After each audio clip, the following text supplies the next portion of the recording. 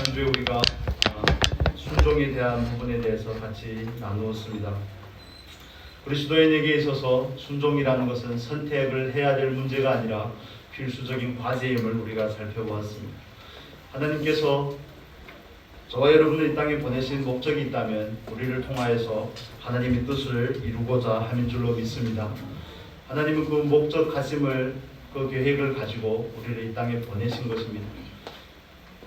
다른 말로 하면 저와 여러분이 살아있음이 하나님의 뜻을 행하기 위함이요, 그 하나님의 뜻을 행하는 그 한 방편으로서 순종은 절대적인 것이라는 겁니다. 많은 사람들이 육신이 연약한데 어떻게 순종을 하냐 이렇게 핑계를 대기도 하고 또 여러 가지 구실을 대기도 합니다. 그렇지만 하나님께서 우리에게 말씀하실 때에는 우리가 분명히 순종할 수 있음을 알고 우리의 믿음의 실력을 알고 우리에게 말씀하시는 줄로 믿습니다. 하나님께서 이삭에게 말씀하죠. 어디로 내려가지 말라고요? 애굽으로 내려가지 말라고요.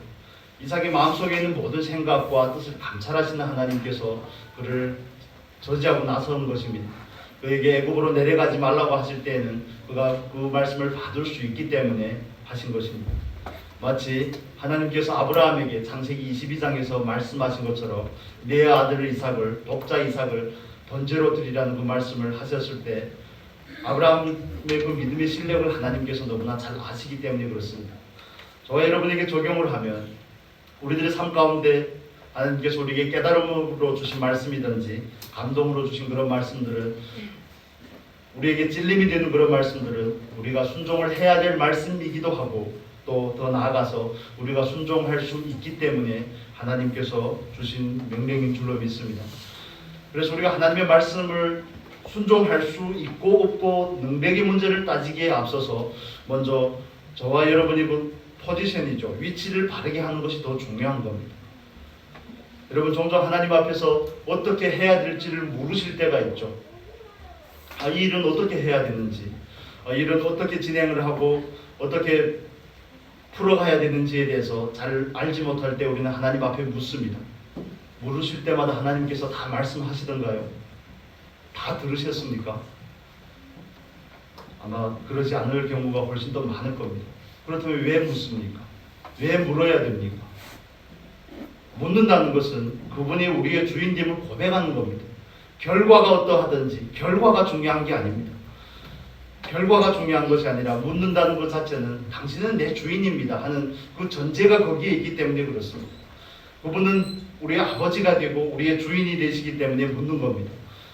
또 그 묻는 것은 그분이 주인 되심을 인정하는 것이고 당신이 말씀하면 지키겠습니다 하는 그 고백이 우리 안에 있기 때문에 그렇습니다.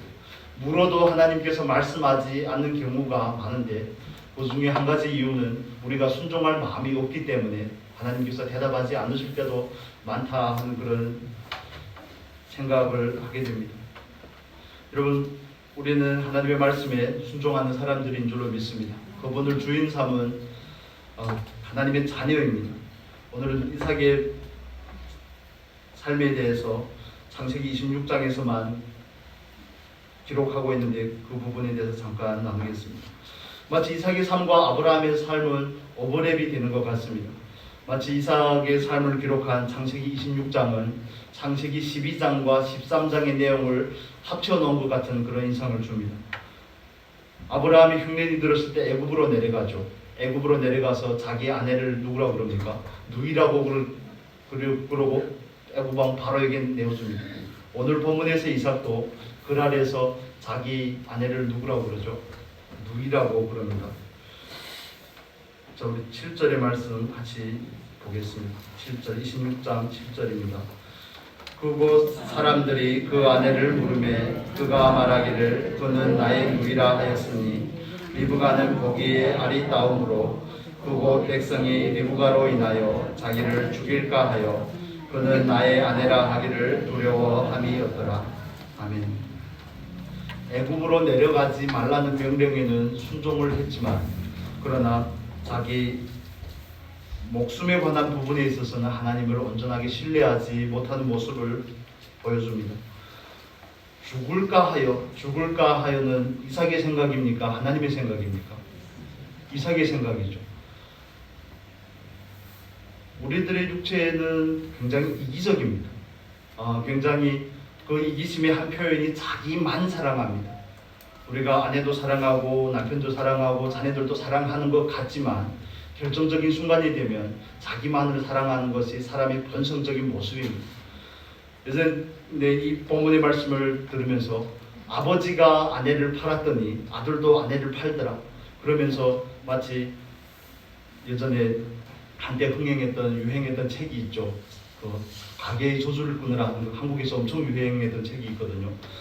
그것처럼 아버지가 그런 분이니까 아들도 그런 분이다, 이런 논리로 이 말씀을 풀려고 하는데 사실은 그런 부분을 성경에서 강조하고자 하는 것이 아닙니다. 즉 사람의 본성이 무엇인지에 대해서 설명을 하고자 하는 겁니다.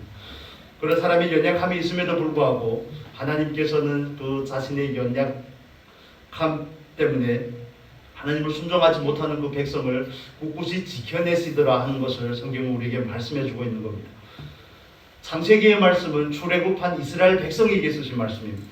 그런데 이스라엘 조상들의 그 문제를 낱낱이, 그것도 수치스러운 그 부분까지 낱낱이 기록한 부분에 있어서 그 이유가 무엇일까요? 이스라엘 백성들의 조상들은 연약할지 몰라도 하나님께서 그 약속하셨기 때문에, 그들을 자기 백성으로 삼으셨기 때문에 그 약속을 분명히 이루실 것이라는 것을 하나님께서 이스라엘 백성에게 알려주고 있는 겁니다. 그렇기 때문에 가나안 땅에 들어가는 문제에 있어서도 하나님께서 직접 간섭하시고 해결하시겠다는 것을 이스라엘 백성에게 말씀하시는 겁니다. 여러분, 하나님께서 우리를 이끌어가는 그 궁극적인 자리는 순종인 줄로 믿습니다.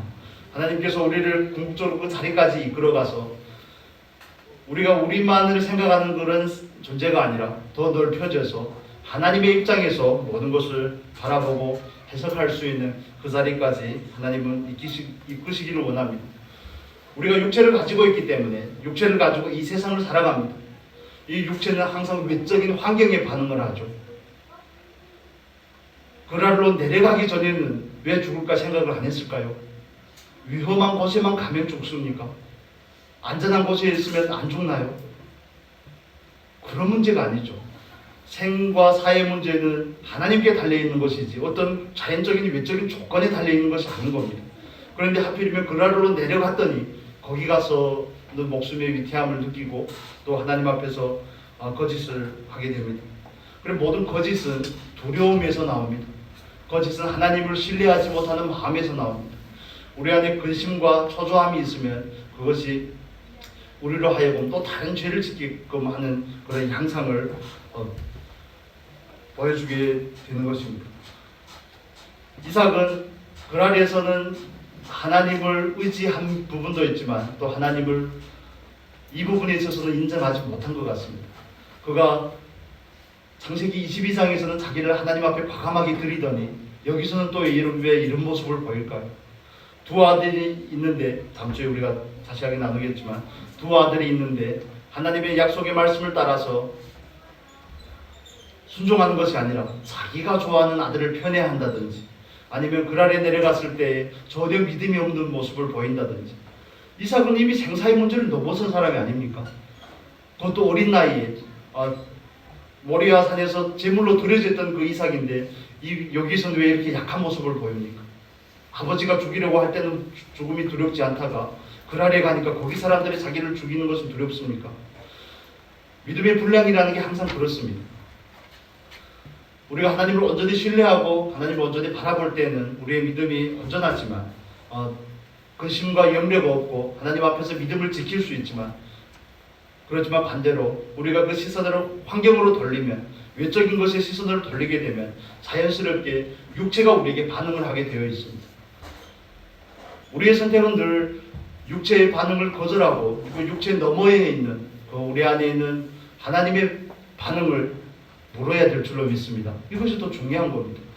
하루에도 수만 가지 생각이 들 겁니다. 이렇게 아픈데 몸이 점점 아프잖아요. 연세가 들어가시면 아픕니다. 그렇게 되면 그런 생각이 들 때마다 우리 마음에 불안한 생각이 들 때도 있습니다. 여러 가지 생각들이 우리에게 엄습해올 때 그 생각을 우리는 내 입장에서 해석을 할 것인지 아니면 하나님 편에서 그 문제를 바라볼 것인지 초점을 어디에다 둘 것인지 하는 문제를 우리는 늘 신경을 써야 되는 것입니다. 자기 생각에 매이지 않으시기를 바랍니다. 마치 이스라엘 백성들이 가나안 땅에 들어가고자 할 때 가나안 땅을 어떻게 정복할지 그 계획을 짜려고 가나안 땅을 정탐을 하거든요. 12명의 정탐꾼이 정탐을 하는데 정탐을 하고 와서는 들어갈지 말지의 문제를 놓고서 하나님 앞에 원망하고 불평하게 됩니다. 그러다 결국에는 광야에서 40년 동안 유리하면서 다 죽게 되죠. 우리의 생각이 늘 앞설 때가 많습니다. 왜냐하면 육체는 환경에 반응하기 때문에 그렇습니다. 다른 사람의 태도에 반응하기 때문에 그렇습니다. 여러분이 마스크까지 하신 상태로 저를 계속 이렇게 바라다 보면 긴장이 됩니다. 육체라는 것은 늘 그렇습니다. 말씀을 전하는데 전에 피드백이 없으면 저도 긴장이 됩니다. 내가 지금 잘못 말하고 있나? 횡설수설하고 있나? 알아듣지 못하는 건지 이런 부분에 대해서 육체가 항상 그렇습니다. 육체는 환경에 반응을 하고 사람의 태도에 반응을 합니다. 그러나 저와 여러분은 육체가 아닌 줄로 믿습니다. 우리는 영에 속한 사람입니다. 그런데 항상 그 영으로 들어가려면 우리 안에 있는 그 하나님의 뜻으로 접근을 하려면 하나님께 접근을 하려면 육체를 넘어서서 들어가야 됩니다. 마치 밖에서 교회 안에 들어오고자 할 때는 1층의 현관의 문을 열고 들어와야 되는 것과 똑같습니다. 마치 1층에 있는 그 현관의 문이 육체와 같은 거죠. 그 문을 열고 들어와야지 교회로 들어올 수 있습니다. 육체가 먼저 항상 반응할 때 이삭이 여기서 이 사람들이 나를 죽이면 어떡하지 그 생각이 들 때 창세기 22장에서 자신을 하나님 앞에 온전히 드리고자 했던 온전하게 순종했던 그 모습을 다시 생각하고 상기한다면 그 두려움이 사라지지 않았을까요? 여러분 우리는 육체를 따른 사람이 아닌 줄로 믿습니다.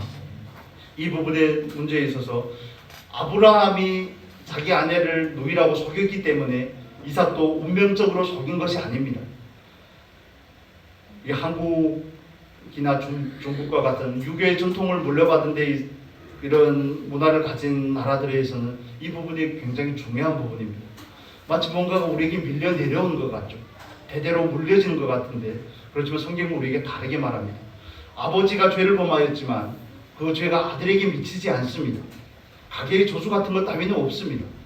아버지가 하나님을 사랑하지만 그 아들이 하나님을 사랑하지 않으면 그 아들은 자기 행위로 말미암아 먹게 된다고 성경 우리에게 말씀해주고 있습니다.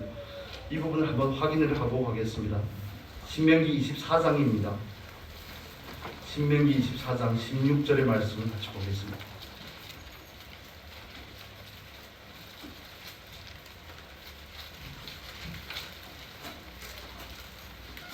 구약성경 298페이지 신명기 24장 16절 같이 읽겠습니다.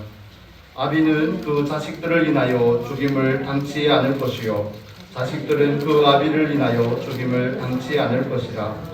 각 사람은 자기 죄의 죽임을 당할 것이니라. 아멘.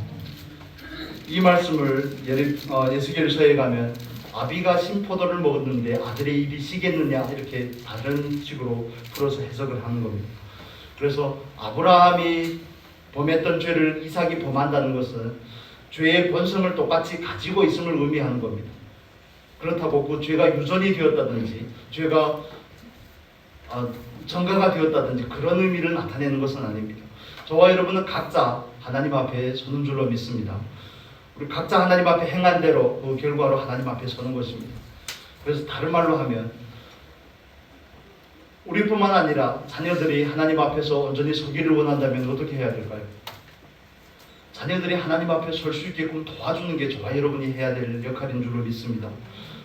이삭이 아브라함의 아들이잖아요. 아브라함이 그 삶을 봐왔지 않겠습니까? 어린 나이에 아버지의 그 순종하는 모습을 보고 그 제단에까지 올라갔던 사람이지만 때로는 연약할 수가 있다는 겁니다. 그러나 이삭이 여기에서 자기 아내를 누이라고 했다고 해서 아버지의 죄가 되물림이 된 게 아닙니다. 죄는 되물림이 되지 않습니다. 죄의 영향력은 되물림이 될 수 있죠.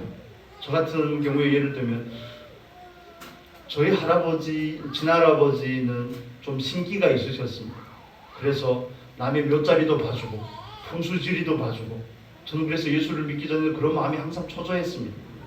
어떻게 해야 될까? 예수를 믿고 나서도 불안한 마음이 있었습니다. 저희 할아버지는 그냥 보통 우상숭배 정도가 아닌데요. 어떻게 하면 좋습니까?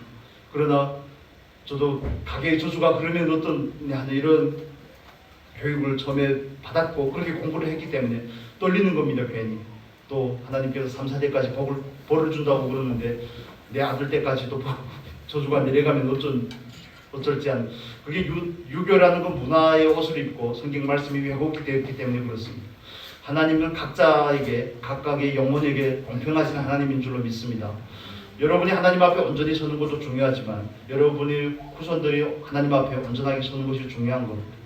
자녀들이 또 온전하게 서기를 원한다면 여러분이 먼저 굳건하게 서셔야 될 줄로 믿습니다. 아브라함의 아들인 이삭이 이렇게 연약한 모습을 보인다면 우리는 이 부분에 대해서 더욱 경계를 가져야 될 줄로 믿습니다. 오늘 우리가 읽은 말씀을 같이 살펴보려고 하는데, 이삭은 하나님 앞에 복을 받은 사람입니다. 하나님 앞에 복을 받은 이삭은 하나님 앞에 복을 받을 만한 존재가 되었기 때문에 복을 받았다는 사실을 우리가 1차적으로 인식할 필요가 있습니다. 하나님은 복을 받을 만한 사람에게 복을 주시는 하나님인 줄로 믿습니다. 여러분 믿으십니까? 복을 달라고 해서 받는 게 아닙니다. 하나님이 주셔야 복을 받는 거죠. 12절의 말씀 같이 읽겠습니다. 이삭이 그 땅에서 농사하여 그 해에 100배나 얻었고 여호와께서 복을 주심으로. 아멘. 이삭은 목축업을 하는 사람입니다. 농사에 능하지 않습니다. 농사를 한다는 것은 이삭이 굉장히 큰 어려움이 있습니다. 그의 전공이 아닐 뿐만 아니라 큰 흉년이 들었습니다. 100년에 한 번이 들까 말까 하는 그런 흉년이 들었죠. 그런데 그가 그 땅에서 농사하여 몇 배를 얻었다고요? 100배를 얻었습니다. 성경에서 100이라는 숫자는 충만의 수를 의미합니다. 충만의 수인 10과 10이 곱해서 100이 되는 거죠. 마치 신약 성경에서 보면 30배, 60배, 100배를 할 때 성실하게, 신실하게 자기의 일을 감당한 그 결과로 항상 100배라는 그 조건이 주어집니다. 예수님의 제자들이 예수님께 물어보죠. 우리가 이 땅에서 부모도 버리고 자녀도 버리고 전토도 버리고 당신을 쫓았는데 우리에게는 무엇이 주어집니까? 그러니까 예수님께서 말하죠. 자식이나 부모나 전토를 버린 자는 이 땅에서 100배를 얻을 뿐만 아니라 뭘 얻는다고요? 영생을 얻는다고 말씀을 합니다. 100배라는 것은 항상 그 신실함의 결과입니다. 인내의 결과를 의미하는 겁니다. 그런데 이삭이 능력이 있어서 복을 받은 게 아닙니다. 농사가 전공도 아니고 또 흉년이었고 하지만 이삭이 복을 받게 된 이유가 어디에 있습니까? 하나님께서 복을 주셨기 때문에 그렇습니다. 여러분 복을 쫓아가지 마시고 하나님을 쫓아가시기 바랍니다. 복은 하나님이 주시는 겁니다. 내가 복을 쫓아간다고 해서 받는 게 아닙니다. 경제적인 자유 이렇게 하는데 내가 물질을 많이 가두려고 한다고 해서 되는 게 아닙니다. 물론 열심히 일하고 열심히 여러 가지 방법을 통해서 필요한 물질을 지혜롭게 사용하는 것은 굉장히 중요한 겁니다. 그러나 우리는 물질을 쫓는 사람이 아닙니다. 복을 쫓는 사람이 아니라 하나님을 쫓는 사람입니다. 하나님께서 하라고 하면 하고 하나님께서 하지 말라고 하면 안 하는 것이 저와 여러분이 자리고 저와 여러분이 존재인 줄로 믿습니다. 그래서 먼저 하나님 앞에 복을 받을 수 있는 사람이 되시기를 바랍니다.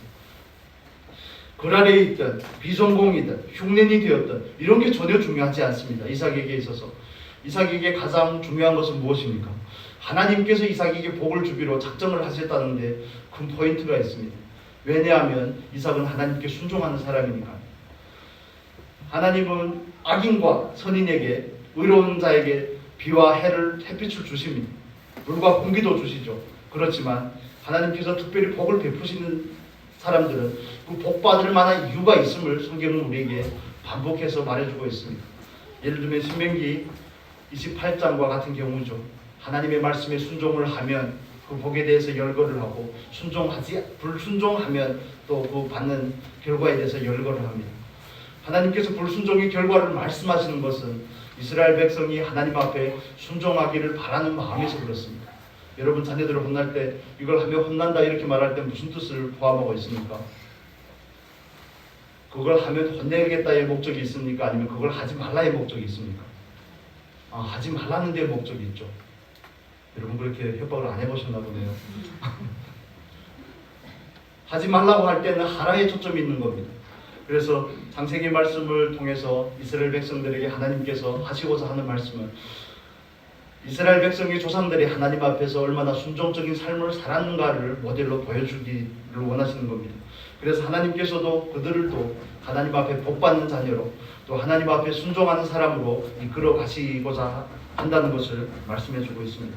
여호와께서 복을 주심으로 이삭의 삶 가운데는 형통함이 있습니다. 족장인 4명의 족장 중에서 이삭처럼 평안한 사람이 없습니다. 이삭은 모든 것을 아버지로부터 받습니다. 재산도 아버지로부터 받고 아내의 문제도 아버지로부터 해결을 받고 모든 것을 아버지로부터 받습니다. 신앙의 유산도 아버지로부터 받습니다. 이것이 저와 여러분이 하나님 앞에서 가져야 될 그런 마음의 자세입니다. 우리는 하나님 안에서 하나님으로부터 받는 사람이 되어야 됩니다. 아멘입니까? 하나님 앞에서 하나님으로부터 받아야 됩니다. 내가 애걸복걸해서 구한다든지 내가 노력하고 정말 진취적으로 무엇을 취하려고 애쓴다든지 그걸 넘어서는 것이 하나님의 복입니다. 저와 여러분이 가진 것은 정말 오병이어와 같습니다. 아니면 어쩌면 오병이어도 되지 않죠. 떡 한 개나 물고기 한 마리도 안 될 수도 있습니다. 그렇지만 중요한 것은 거기에 하나님의 축복이 있는가 없는가가 더 중요한 겁니다. 이삭이 우물을 파는 문제 때문에 블레셋 사람들과 다투는데 파는 족족이 양보를 하죠. 5번이나 그렇게 합니다. 5번이나. 우리 14절의 말씀 볼까요? 14절, 15절 같이 읽겠습니다.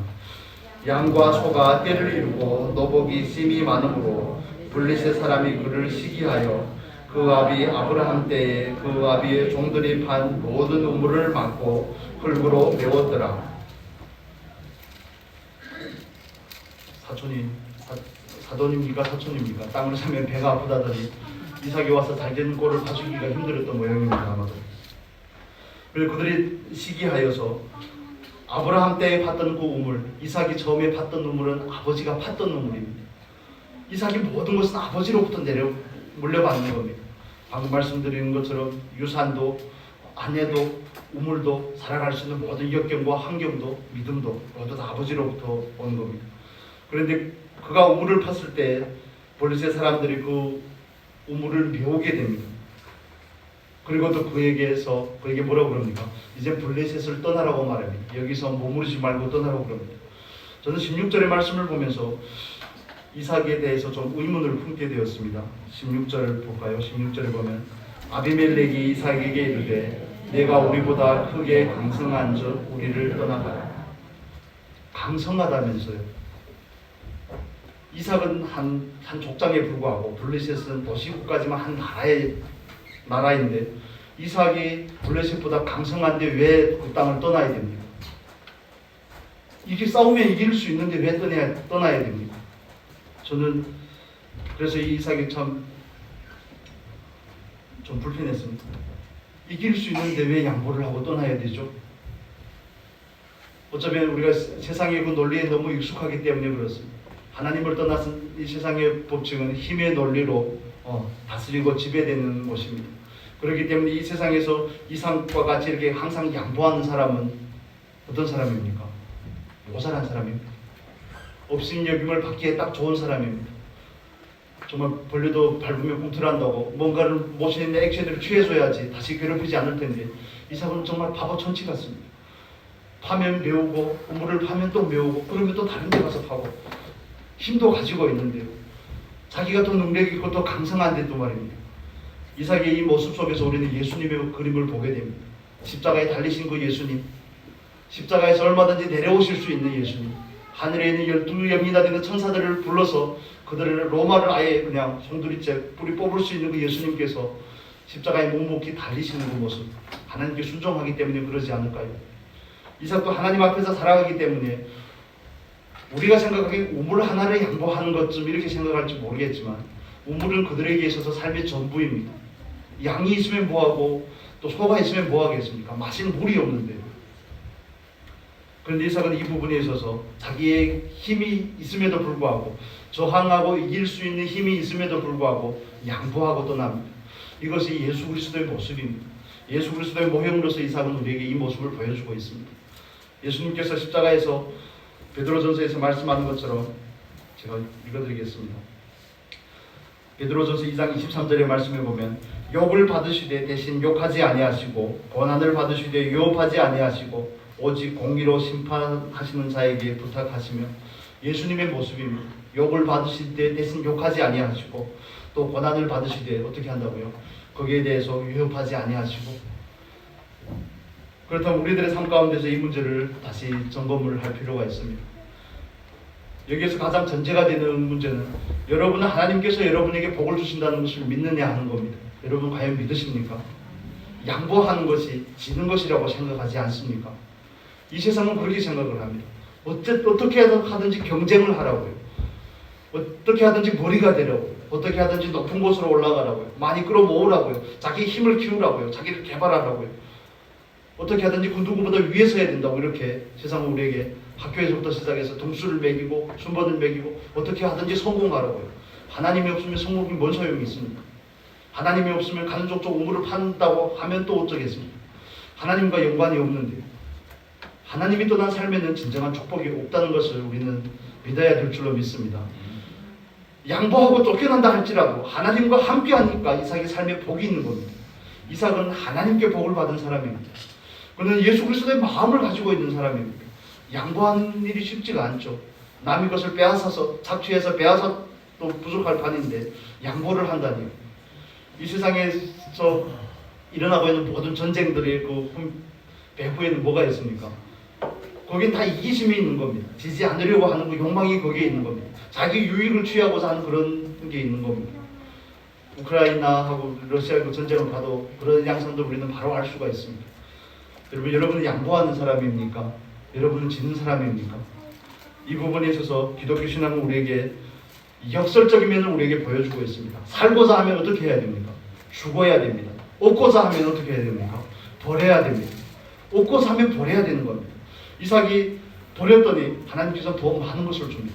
우물을 버렸더니 뭘 줍니까? 샘의 근원을 줍니다. 샘의 근원을 줍니다. 죽고자 하는 것이고 사는 것이고 약해져야지 강해진다고 예수님께서도 말씀합니다. 십자가에 죽어야지 부활이 있다고 말씀을 합니다. 세상의 이치로는 이삭의 행동이 도저히 이해가 되지 않습니다. 힘이 있으면 그들을 바로 제압하면 그만인데 그들을 제압하여서 노예로 부릴 일이지 거기를 쫓겨서 떠날 일은 아닌 것 같은데 이삭을 16절에 나오는 이삭의 모습을 보면서 제 마음이 불편했던 것은 저는 아직도 이 세상의 논리에 좀 익숙한 것 같습니다. 여러분 자녀들이 밖에 나가서 어디가 친구들하고 놀다가 방구튀기 맞고 오면 기분이 나쁘죠. 엄청 기분이 나쁘거든요. 저희 어머니 지금도 저희 아들한테 영상통화할 때마다 절대 맞고 오면 안 된다. 확 받아버리라고. 지금 확 받아버리라고. 어릴 때도 그런 식이었습니다. 어디 나가 손해보면 절대 안 된다고. 남이 한 대 때리면 그냥 죽기살기로 덤벼서 끝을 보라고. 그게 과연 바른 가르침일지. 저희 어머니가 잘못됐다는 게 아니라 이게 육신을 가진 그리스도인이지만 육신을 가진 사람으로서 이런 부분의 문제가 결코 만만하지가 않은 겁니다. 양보한다는 게 얼마나 힘든지 우리는 직접 경험을 해봐야 합니다. 양보한다는 것은 자기를 희생하는 겁니다. 자기를 온전히 내어주는 겁니다.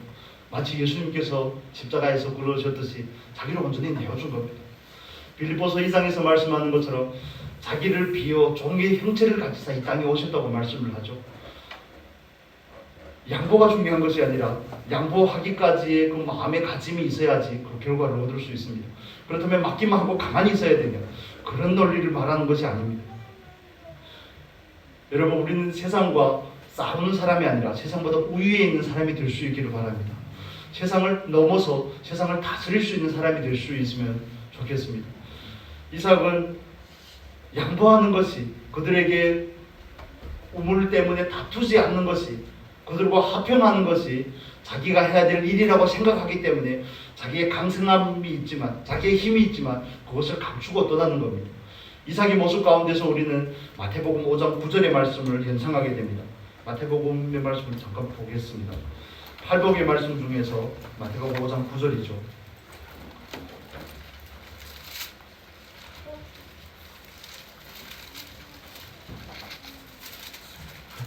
같이 읽겠습니다. 화평케 하는 자는 복이 있나니 저희가 하나님의 아들이라 일컬음을 받을 것이며 아멘.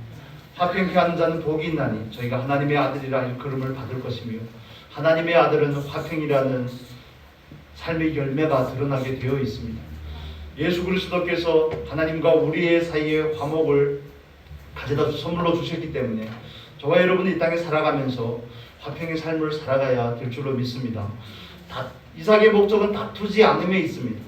우물을 내어주는 것보다 다투지 않음에 있습니다. 그래서 첫 번째 우물의 이름을 뭐라고 그러죠? 이삭은 그 우물의 이름을 짓습니다. 처음에 우물의 이름을 에색이라고 부릅니다. 에색이라는 것은 다툰다는 거죠. 신나는 대적한다는 것입니다. 그가 대적하지 않고 다투지 아니하였더니 하나님께서 그에게 복을 주신 줄로 믿습니다. 원수 갚는 일이 저와 여러분에게 있는 것이 아닙니다. 한 걸음 더 나아가면 로마서의 말씀을 제가 읽어드리겠습니다. 로마서 12장의 말씀에 보면 17절부터 21절까지 이렇게 나와 있습니다. 아무에게도 악으로 악을 갚지 말고 모든 사람 앞에서 선한 일을 도모하라. 할 수 있거든 너희로서는 모든 사람으로 더불어 화평하라. 내가 사랑하는 자들아, 너희가 친히 원수를 갚지 말고 진노하심에 맡기라. 기록 되었으되 원수 갚는 것이 내게 있으니 내가 갚으리라고 주께서 말씀하시니. 원수 갚는 것이 누구에게 있다고요? 하나님께 있습니다. 저와 여러분은 세상과 다투는 사람이 아닙니다. 저와 여러분은 하나님의 뜻에 순종하는 사람입니다. 하나님께서 화평케 하라는 것이 하나님의 뜻이기 때문에 우리는 화평케 하고자 하는 겁니다. 그 사람이 육체로 우리에게 반응을 하지만 그 사람의 태도에 따라서 때론 불쾌할 수도 있지만 능히 갚아줄 수 있는 능력도 가지고 있을지라도 우리가 다투지 아니하는 것은 우리는 그리스도인이기 때문에 그렇습니다.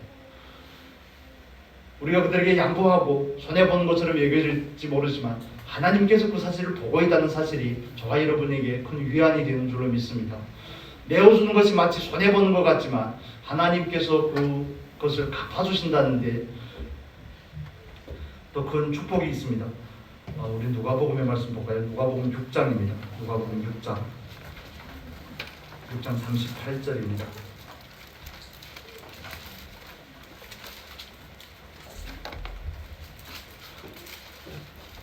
이삭의 삶의 말씀, 그 삶을 한 절로 우리가 요약해서 볼 수가 있습니다. 누가복음 6장 38절 99페이지에 있습니다. 같이 읽겠습니다. 주라 그리하면 너에게 줄 것이니 곧 후이 되어 누르고 흔들어 넘치도록 하여 너희에게 안겨주리라. 너희의 헤아리는 그 헤아림으로 너희도 헤아림을 도로 받을 것이니라. 아멘. 주라 그러죠. 주라. 전제 조건이 있습니까? 없습니까? 전제 조건이 없습니다. 주라. 보이는 자에게 없다고 하지 말라고 성경을 말합니다. 블레셋 사람들이 이삭을 시기하고 질투해서 그에게 그가 판 우물을 빼앗을 때 이삭은 그냥 덤덤하게 아무 일이 없었던 것처럼 양보하고 떠납니다.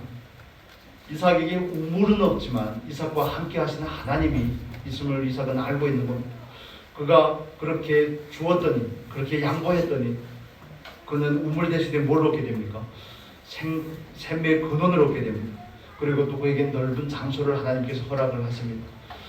그래서 저와 여러분이 세상과 다투고 이 세상에서 우위를 점하려고 하는 그런 삶을 목적으로 하는 것이 아니라 우리는 내가 언제나 하나님의 편에 서는 게 더 중요한 겁니다. 다퉈서 이기는 게 중요한 것이 아니라 하나님의 뜻이 아니면 하지 않으려고 하는 자세가 더 중요한 겁니다. 화평케 하는 것이 하나님의 뜻이기 때문에 예수님께서 십자가에서 원수를 갚지 않으시고 이삭이 양보를 하고 스데반이 돌에 맞음에도 그들을 대신 용서를 구하고 하는 그런 모습들이 저와 여러분에게 모델로 주어지는 겁니다. 하나님께서 화평케 하는 것이 하나님의 목적이기 때문에 이삭은 그들에게 양보할 수가 있는 겁니다. 이삭에게 있어서 우물이 더 중요한 것이 아니라 뭐가 더 중요한 겁니까? 하나님이 더 중요한 겁니다. 이삭에게 있어서. 이삭은 그 경험들을 통해서 아는 겁니다. 경험을 통해서 아는 겁니다. 나를 살게 하는 것은 우물이 아니라 뭐라는 겁니까? 나를 살게 하는 것은 하나님임을 아는 겁니다. 간혹 두려움 때문에 죽을까봐 아내를 누이라고 할 때도 있지만 연약함 때문에 실수할 때도 있지만 그가 분명하게 확고하게 가지고 있는 신앙의 태도는 그가 하나님 앞에서 하나님만이 가장 필요한 분이심을 아는 것이 있습니다. 마치 이삭이 이렇게 양보했더니 하나님께서 이삭에게 나타나죠. 창세기 26장으로 우리 다시 돌아와서 보겠습니다.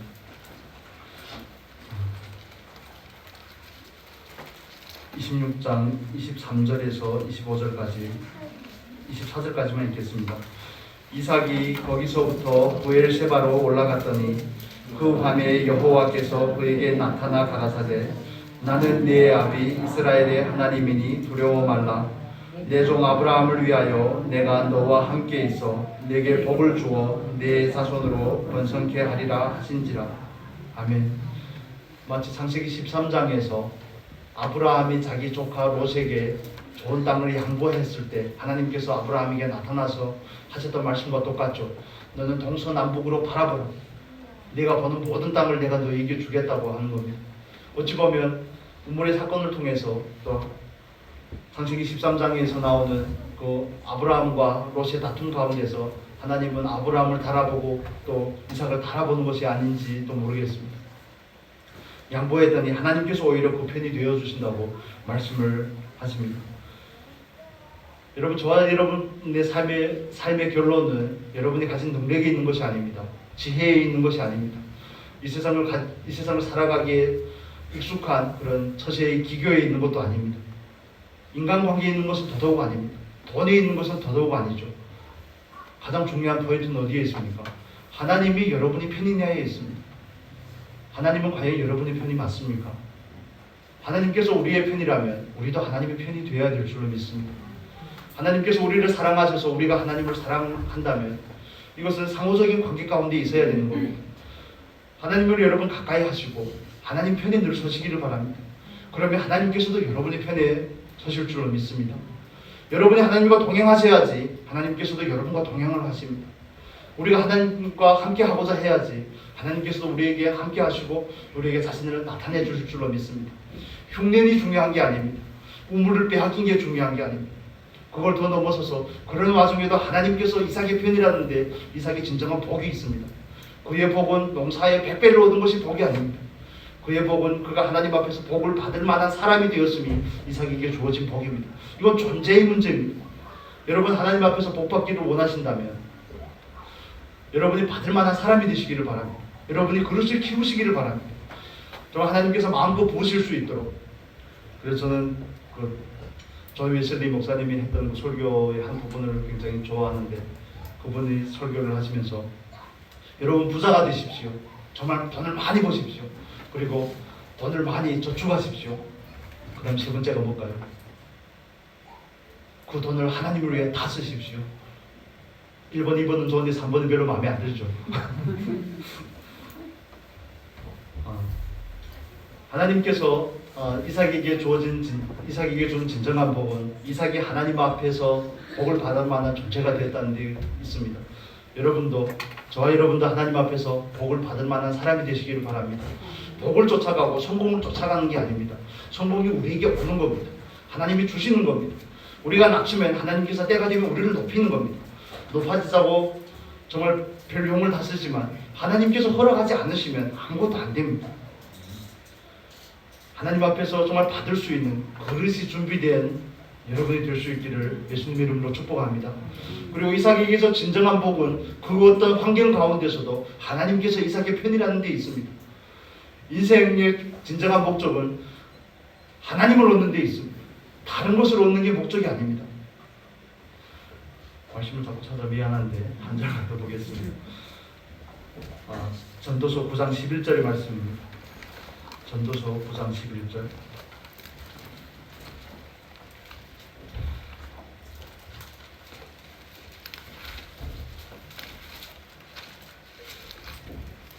(956페이지에) 있습니다.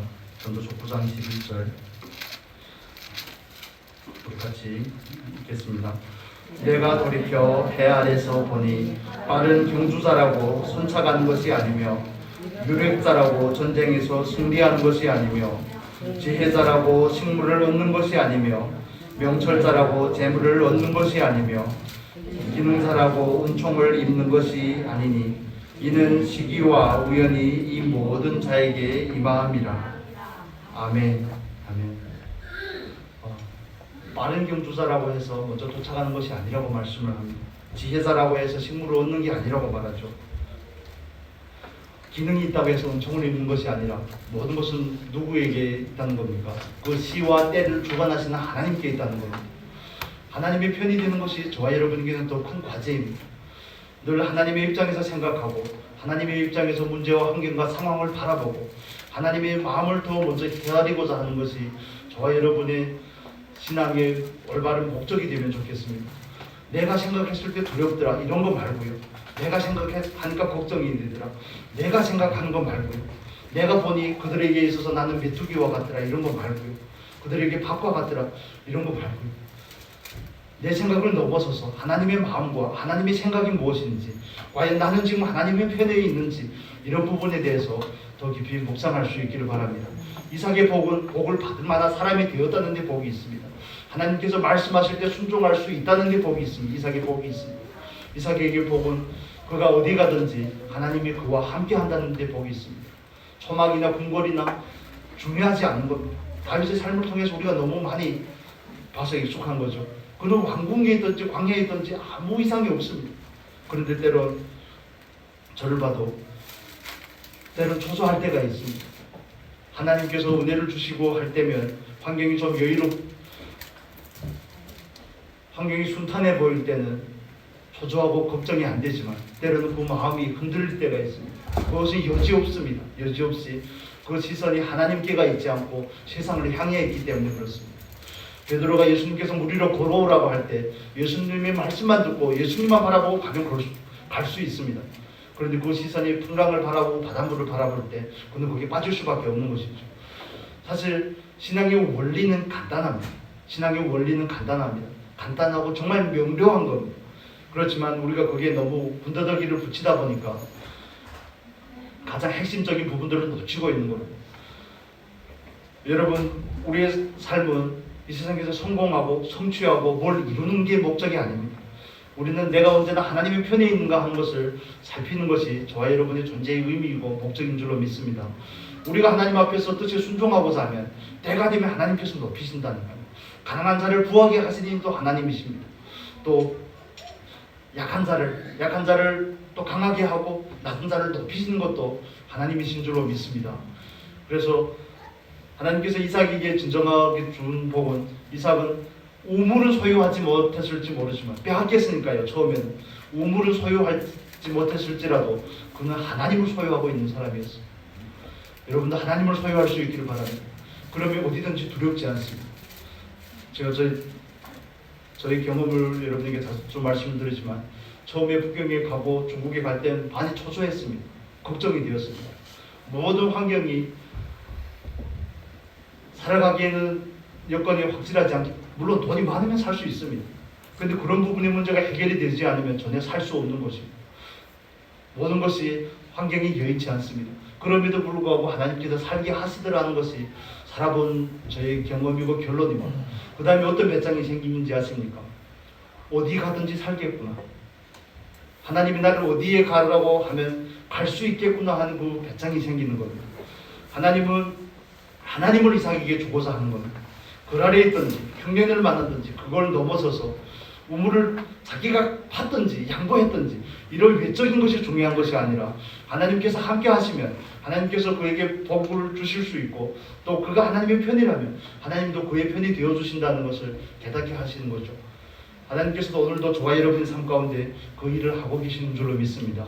하나님 앞에 온전히 신뢰할 수 있는 사람, 하나님 한 분만으로 만족할 수 있는 그 사람이 되게 하시는 것이 하나님의 목적입니다.